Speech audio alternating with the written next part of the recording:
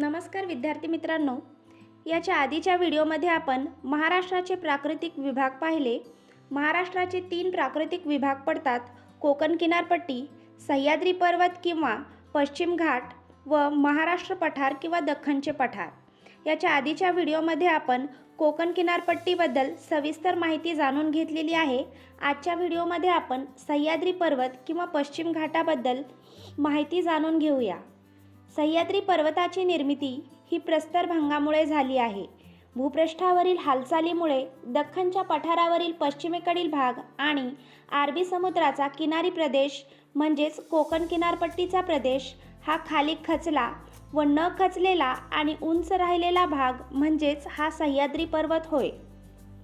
जैवविविधतेने नटलेला आणि निसर्गाचा चमत्कार मानला जाणारा हा पर्वतरांगेचा पट्टा जागतिक नैसर्गिक वारसा स्थळ म्हणून घोषित करण्यात आलेला आहे। सह्याद्री पर्वतरांग ही महाराष्ट्र, गोवा, कर्नाटक, केरळ, तामिळनाडू या राज्यातून जाते। सह्याद्री पर्वत हा अनेक वनस्पती, प्राणी, पक्षी, उभयचर व सरपटणारे प्राणी यांचे निवासस्थान आहे। सह्याद्री पर्वत हा प्रमुख जलविभाजक असून त्यामुळे अरबी समुद्रास मिळणाऱ्या पश्चिम वाहिनी नद्या व बंगालच्या उपसागरास मिळणाऱ्या पूर्व वाहिनी नद्या असे नद्यांचे विभाजन झाले आहे। महाराष्ट्राच्या क्षेत्रफळात पश्चिम घाटाचा 12.2% इतका वाटा आहे। सह्याद्री किंवा पश्चिम घाटाची सरासरी उंची 915 ते 1220 मीटर इतकी आहे। पश्चिम घाटाची भारतातील एकूण लांबी 1600 किलोमीटर इतकी आहे, तर महाराष्ट्रातील एकूण लांबी 650 किलोमीटर आहे। सह्याद्रीतील महाराष्ट्रातील सर्वोच्च शिखर कळसुबाई हे नाशिक व अहिल्यानगर जिल्ह्यादरम्यान आहे। कळसुबाई या शिखराची उंची 1646 मीटर आहे। कळसुबाई या शिखराला महाराष्ट्राचे एव्हरेस्ट म्हणून देखील ओळखले जाते। सह्याद्री पर्वतात सालहेर, महाबळेश्वर, हरिश्चंद्रगड, सप्तशृंगी इत्यादी शिखरे आहेत। पश्चिम घाटाचा विस्तार उत्तरेस नंदुरबार जिल्ह्यातील नवापूर तालुक्यातील तापी नदी खोऱ्यापासून ते दक्षिणेस कन्याकुमारीपर्यंत आहे। महाराष्ट्रात पश्चिम घाटाचा विस्तार हा दक्षिणेस कोल्हापूर जिल्ह्यातील चंदगडपर्यंत आहे। पश्चिम दिशेने किनारपट्टी खचल्याने सह्याद्री पर्वत पश्चिमेस भिंतीसारखा सरळ किंवा अति तीव्र उताराचा दिसतो, तर पूर्वेस सह्याद्रीचा उतार हा मंद होत जातो। सह्याद्री पर्वताची बऱ्याच ठिकाणी झीज झालेली आहे, त्यामुळे काही ठिकाणी उंची कमी झालेली आहे, तर काही ठिकाणी बराच भाग उंच दिसून येतो। या पर्वताची पश्चिम बाजू तीव्र उताराची असून पूर्व भागाचा उतार अगदी सौम्य प्रकारचा आहे, तर काही ठिकाणी डोंगरमाथ्यावर सपाटीकरणाचा प्रदेश तयार झाला आहे।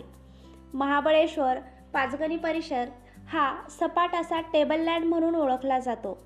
जैवविविधतेच्या दृष्टिकोनातून सह्याद्री पर्वतावरील सातारा जिल्ह्यातील कास पठार हे महत्त्वपूर्ण मानले जाते।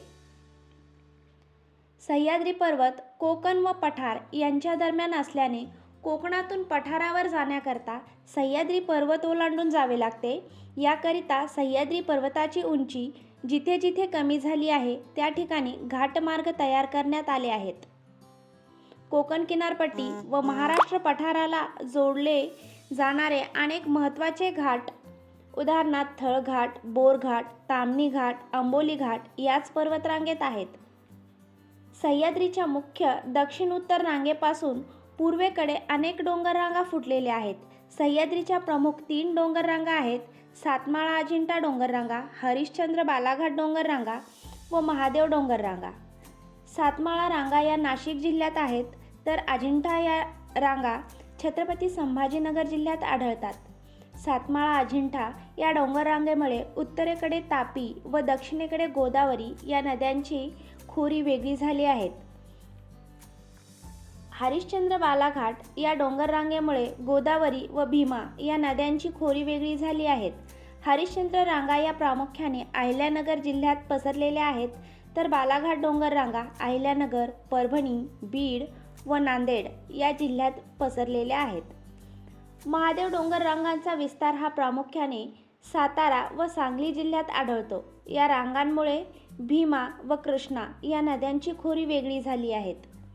त्र्यंबकेश्वर डोंगर, माथेरान डोंगर, महाबळेश्वर पठार ही सह्याद्री पर्वताची प्रमुख भूवैशिष्ट्ये आहेत. असा हा सह्याद्री पर्वत आपण पाहिलेला आहे. ही माहिती जर आपल्याला आवडली असेल तर व्हिडिओला लाईक, शेअर व सबस्क्राईब नक्की करा. थँक्यू.